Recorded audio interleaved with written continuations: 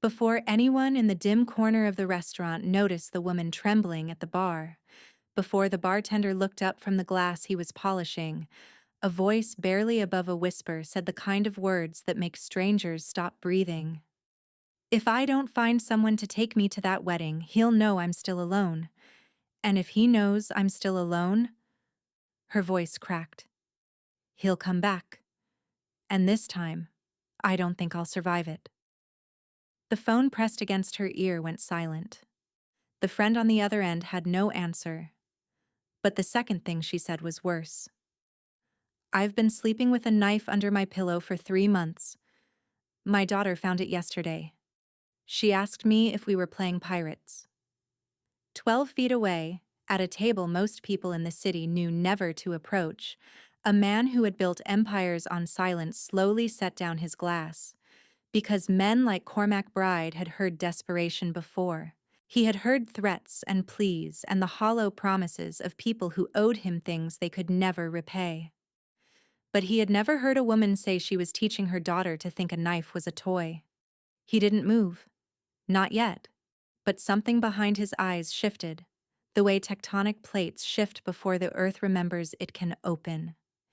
Even the most dangerous man in the city couldn't unhear this. Cormac Bride was not the kind of man who intervened in strangers' problems. He was 53 years old. He controlled 14 businesses across the eastern seaboard, only 4 of which appeared in any legal filing. He had lawyers who could delay justice for decades, accountants who could make fortunes disappear, and a reputation that preceded him the way winter precedes frost. By the time you felt it, everything was already cold. He had learned long ago that sentiment was a liability, that the only way to survive in his world was to care about nothing except the next move. But Cormac had not always been this man. Once he had been a boy who watched his mother count coins at a kitchen table, her hands shaking, whispering that everything would be fine. Once he had stood in a hallway closet, pressing his palms over his ears while a man whose footsteps made the floorboards groan shouted things that still echoed 40 years later. Once he had promised himself that if he ever had power, real power, he would never let a woman feel that small again. He sat motionless in his chair, but his hand, resting on the white tablecloth, had quietly closed into a fist. The restaurant was called Marchetti's, and it existed in the uncomfortable space between elegance and decay. It had been a fine dining establishment once, 30 years ago, when the neighborhood still believed in itself. Now those surrounding storefronts sat empty, their windows papered over with foreclosure notices and faded posters for concerts that had happened years ago. The walls inside were papered in burgundy velvet, faded to brown where sunlight crept through heavy curtains. Crystal chandeliers hung from a yellowing ceiling, their bulbs dim to hide dust. The booths were deep, the leather cracked but comfortable. It was the kind of place where envelopes changed hands beneath tablecloths, where conversations happened in silences rather than sentences, where the waiters had been trained to see nothing and remember less. Cormac had claimed the corner table when he was 31 years old, the night he buried the man who had claimed it before him. He had sat in that same seat every Thursday evening since. 22 years of whiskey and decisions that shaped the city like water shapes stone. But he did not know the woman at the bar. She sat on the last stool, closest to the emergency exit, her back pressed against the wall. A habit, Cormac noted, not a preference. People who sat with their backs to walls had learned through experience that danger approached from behind. Her coat was expensive but 2 seasons old. Her shoes were practical, flats with rubber soles, the kind you could run in. Her hair was dark, pulled back in a way that suggested efficiency rather than style. Her hands, wrapped around a glass of wine she had not touched, were trembling. Not the tremor of cold or caffeine. The tremor of someone who had been afraid for so long that fear had become a permanent resident in her body. Cormac recognized that tremor.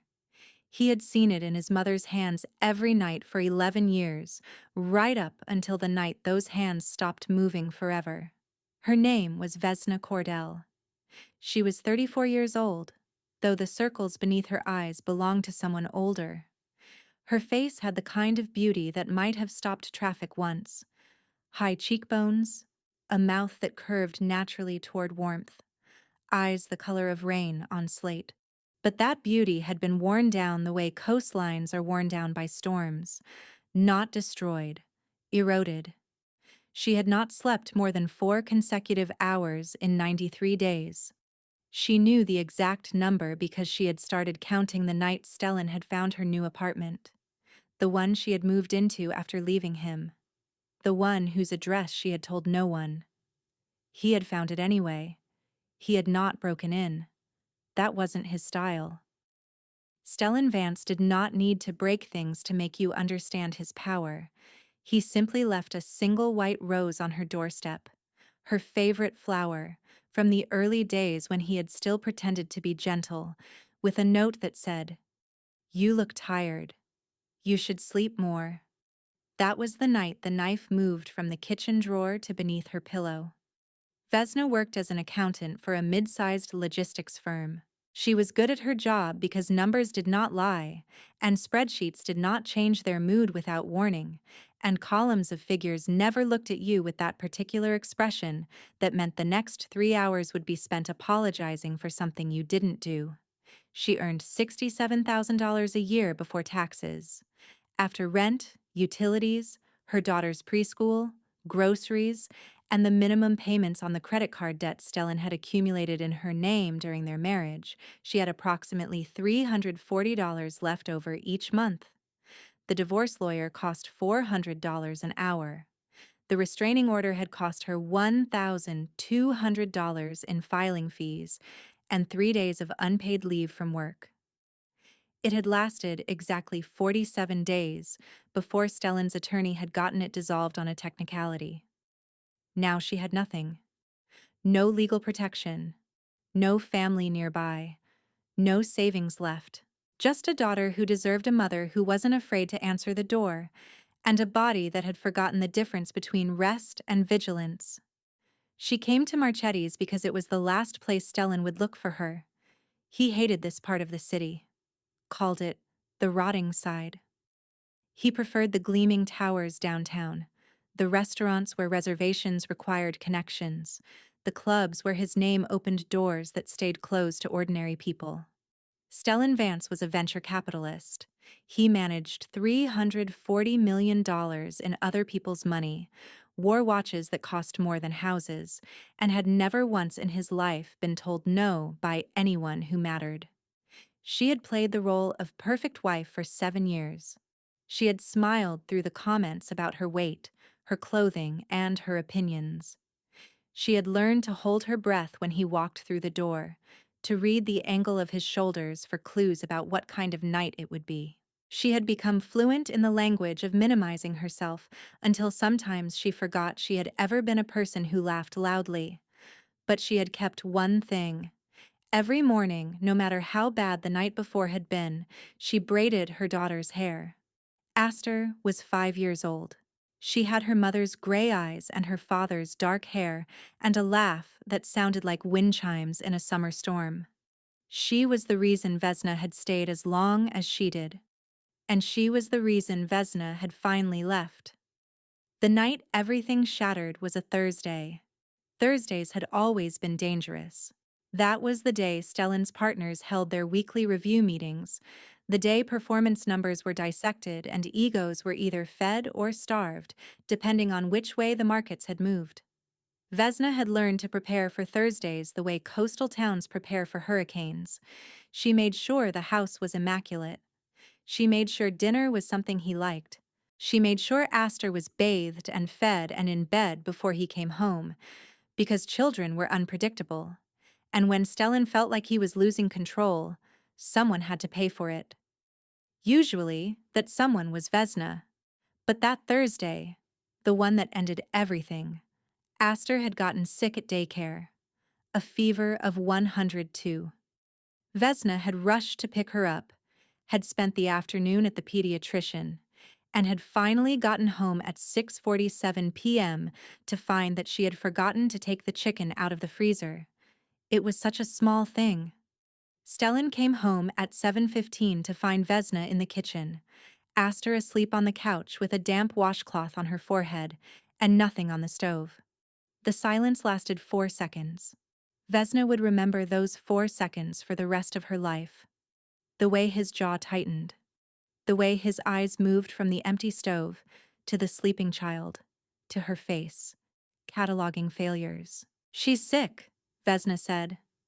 "She had a fever. I had to pick her up. I'm sorry, I'll order something."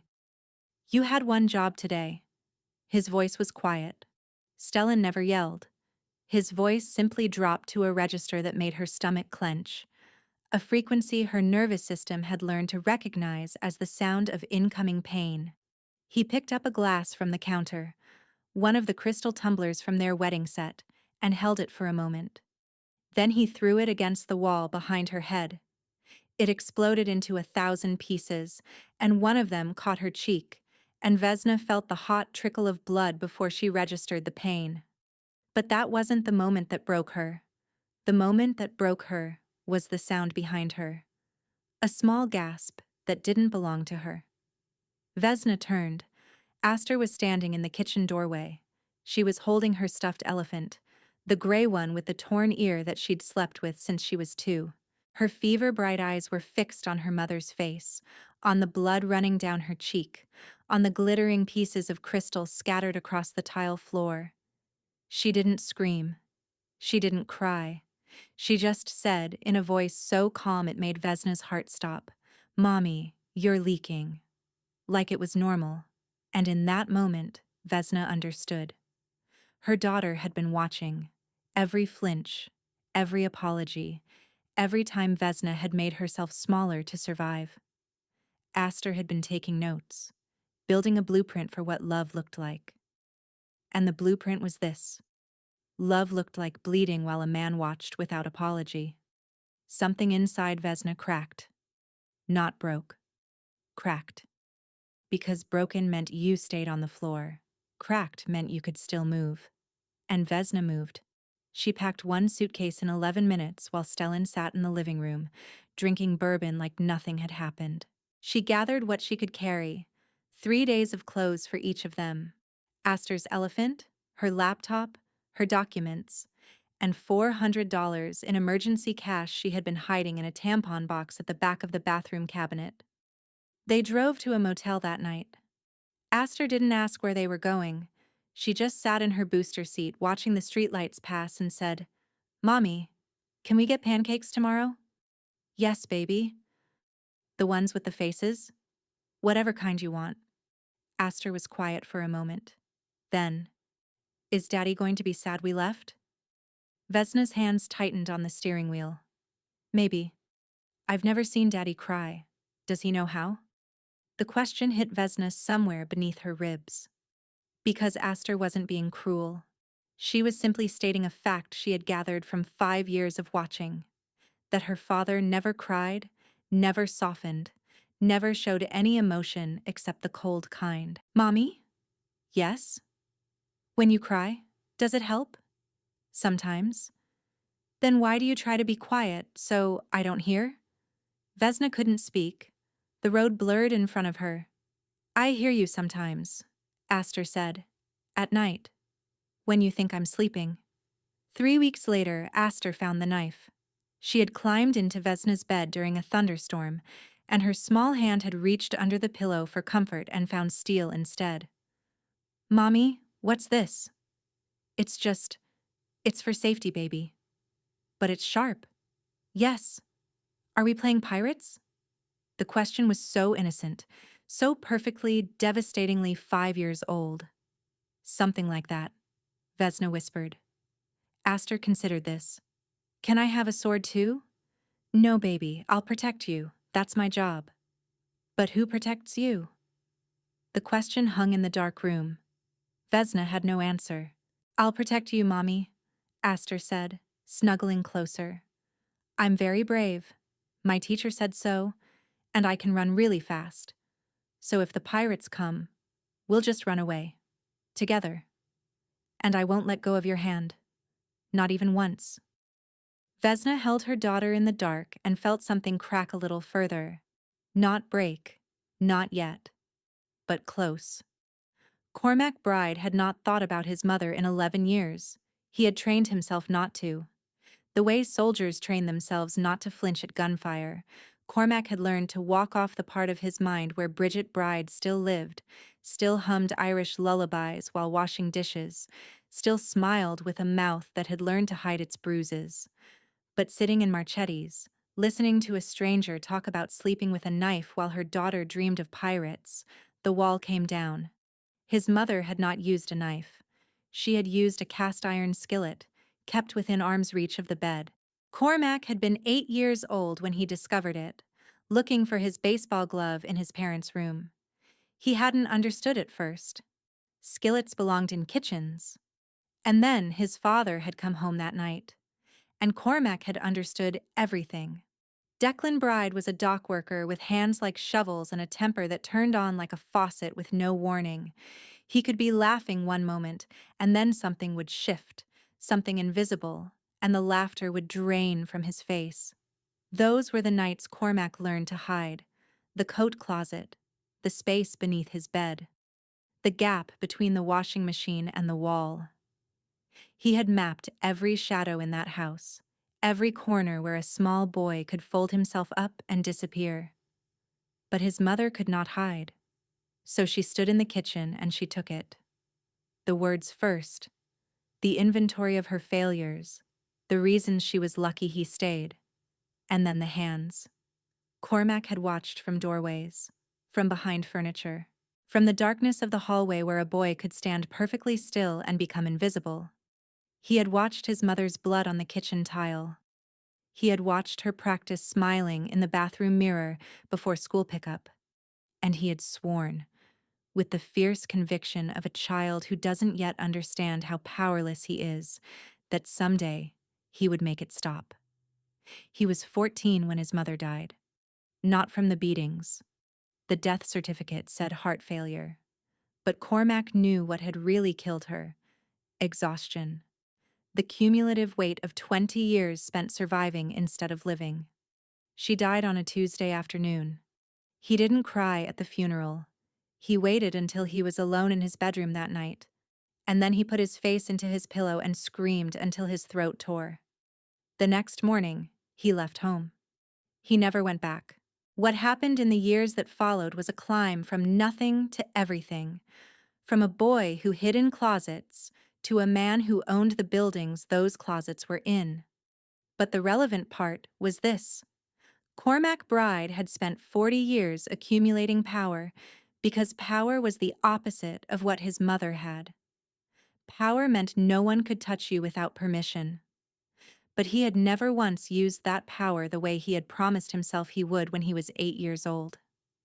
He had never saved someone. Until now. Cormac waited until she ended her phone call. Until she lowered the device to the bar and stared at it with the expression of someone who has just run out of options. Then he stood. He walked to the bar and stood at the end, 3 feet of mahogany between them. "You're in trouble." Vesna's head snapped toward him, her body tensed, the instantaneous recalibration of a woman who had learned to assess threats in fractions of seconds. "Excuse me?" "That wasn't a question.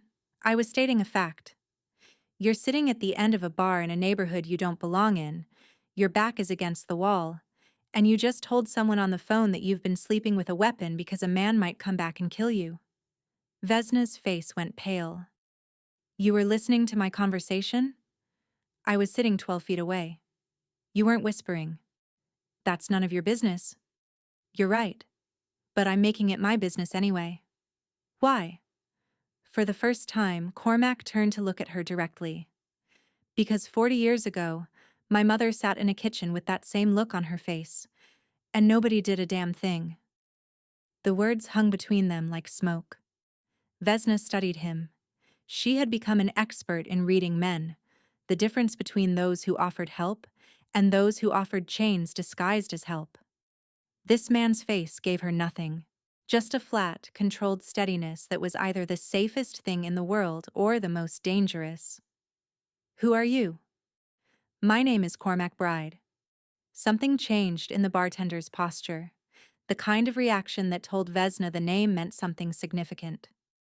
And what do you want, Cormac Bride? I want to know what you need. I don't need anything from strangers. You mentioned a wedding. You said if you don't find someone to take you, he'll know you're still alone. Vesna's jaw tightened. The man you're afraid of.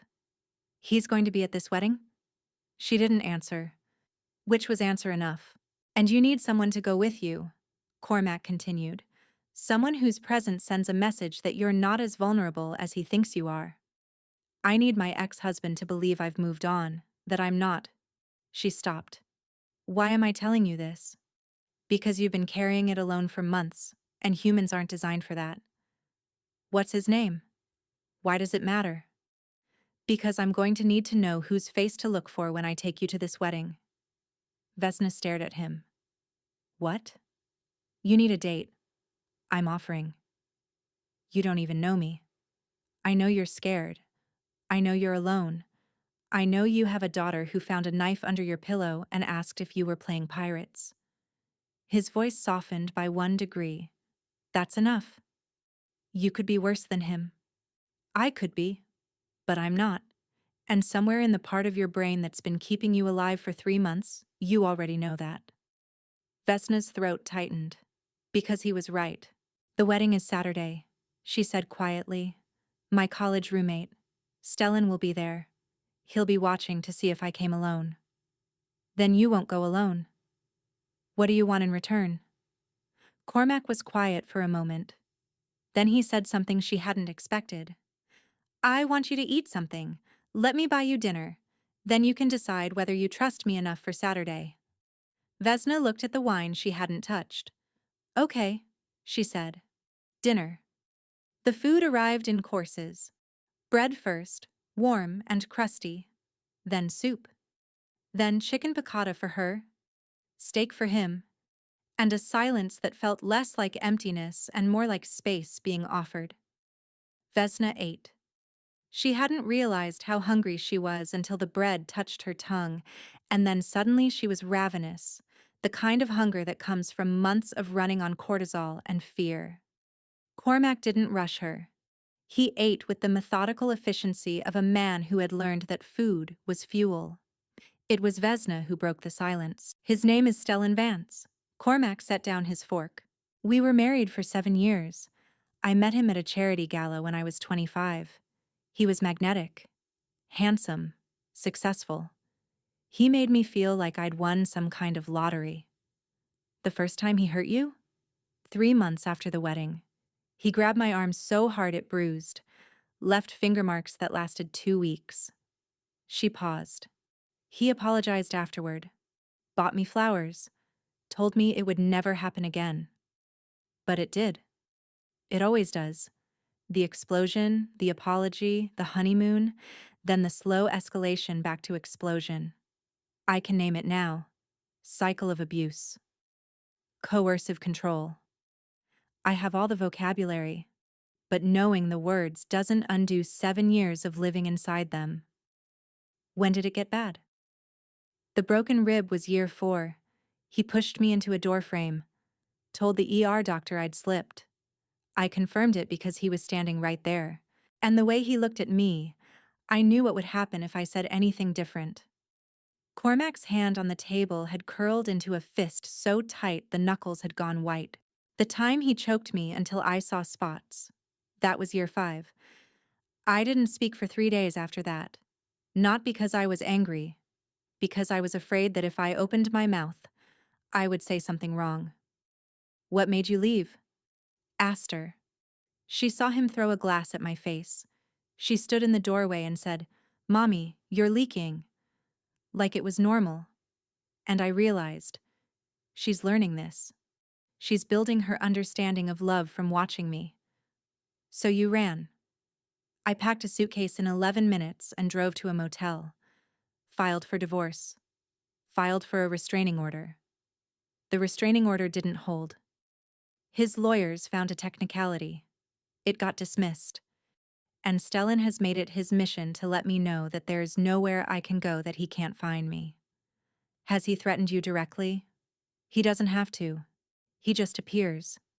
At the grocery store. At the park. In my office parking lot.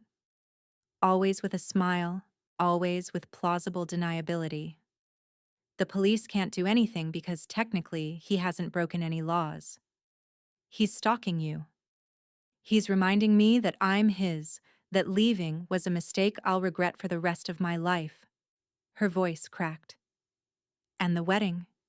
It's the first time I'll have to face him in public. He'll be charming, and everyone will wonder why I left such a wonderful man, and I'll be standing there alone, proving everything he's ever said about me. What has he said? That no one else would want me. That I'm damaged goods. She laughed bitterly. The worst part is, some days I believe it. Cormac was silent for a long moment. When he spoke, his voice was different. Lower. Rougher. My mother used to say the same things. She said them so often, I think she actually believed them. He paused. She was wrong. She was worth 100 of him. Vesna met his eyes. For the first time, she saw something behind the control, a wound that matched her own. I'm sorry about your mother. Don't be sorry, be angry. His voice hardened. Because men like my father, like your ex-husband, they count on women being sorry, being polite. They weaponize decency. Anger doesn't pay for lawyers. Anger doesn't keep my daughter safe. No, but I can. The words landed like stones in still water. Saturday arrived like a held breath finally released. Cormac sent a car at 5 p.m. Not a limousine, a black sedan with tinted windows and a driver named Fenn, who had worked for Cormac for 19 years. Vesna was waiting in the lobby of her apartment building, wearing a dress she'd bought 3 years ago and never worn again, because Stellan had told her the color made her look washed out. Tonight, she wore it like armor. Astor was with a babysitter, a retired nurse named Theodora whom Cormac had personally vetted. The sedan took her to Marchetti's, where Cormac was waiting outside. He wore a charcoal suit that fit him like it had been sewn directly onto his body. When he saw her step out of the car, something flickered across his face. Brief, quickly suppressed, but unmistakable. He thought she was beautiful. You ready? He asked. No. Good. Being ready would mean you're not taking this seriously. They drove in comfortable silence. The venue was Hartmore Estate, a Georgian mansion with white columns and manicured gardens. Before we go in, Cormac said, there are things you should know. I've had someone looking into your ex-husband, his financials, his business dealings. What did you find? His fund is underperforming. He's lost 3 major investors in the last 6 months. The charming facade is held together with credit and bravado. Cormac paused. Men like that are most dangerous when they feel their control slipping. He's not coming after you because he loves you. He's coming after you because you're proof that someone finally saw through him. So what's the plan? You walk in on my arm. You smile. You let him see that you're not hiding. And when he approaches, because he will, you let me handle the conversation. And if he tries something, he won't. I've made certain arrangements. There are men here tonight. You won't see them. Neither will anyone else. But they'll see everything. Vesna should have been frightened by this. But she wasn't. She was relieved. One more thing, Cormac said. At some point tonight, I'm going to tell you that you look beautiful. When I do, I need you to understand that I'm not saying it for his benefit. I'm saying it because it's true. The ceremony was elegant. Vesna sat in the 4th row with Cormac beside her, his presence a gravitational force that drew glances from everyone. Stellan was at the altar, standing beside the groom. He looked exactly as he always had, handsome, confident, and magnetic. But Vesna noticed something she hadn't seen before, the way his smile didn't quite reach his eyes, the slight tension in his shoulders, the almost imperceptible flicker of his gaze toward her, again and again. He had expected her to come alone. Instead, she was sitting beside a man whose very stillness commanded more attention than Stellan's practiced charm, and it was eating him alive. It was during the salad course that Stellan made his move. He approached from the left, wineglass in hand. Vesna, you look, well. There was a pause where, well, landed. A pause that said he'd expected a different word. Stellan, this is Cormac. Stellan's eyes moved to the man beside her. Assessed. Calculated. Came up short. I don't believe we've met. Cormac looked at him. Just looked. The silence stretched for 5 seconds. I'm sorry, Stellan said. And you are? I'm the man sitting next to Vesna. Did you need something? I just wanted to say hello to my ex-wife. You've said it. Stellan's jaw tightened. Vesna, we should talk. About Aster. Anything about Aster can go through her lawyer. I don't think we need lawyers for... She said it goes through her lawyer. Cormac hadn't raised his voice, but something in the air changed. Did you not understand, or did you choose not to listen? Stellan's face flushed. I don't know who you think you are. I know exactly who I am. The question is whether you know what you're doing right now. Bothering a woman who doesn't want to speak with you, at an event where hundreds of people are watching, after she's told you to communicate through proper channels. Cormac tilted his head. That's the kind of behavior that looks bad in custody hearings, especially when there's already a documented history. Stellan went pale. What documented history? Cormac smiled. It was not a pleasant smile. The broken rib in year 4, the strangulation in year 5, the 18 months of financial abuse documented in credit card statements, the harassment since the divorce, the rows, the coincidental appearances. He paused. Would you like me to continue? Stellan's mouth opened, closed. Here's what's going to happen, Cormac said, his voice dropping lower. You're going to walk away, enjoy the wedding, and then you're going to sign the custody agreement Vesna proposed 6 months ago. You can't, by Monday, and after that, you're going to forget that Vesna Cordell exists. No more roses, no more reminders, because she doesn't belong to you. She never did. And if I don't? Then Monday will be very unpleasant, and Tuesday will be worse. Something passed between them.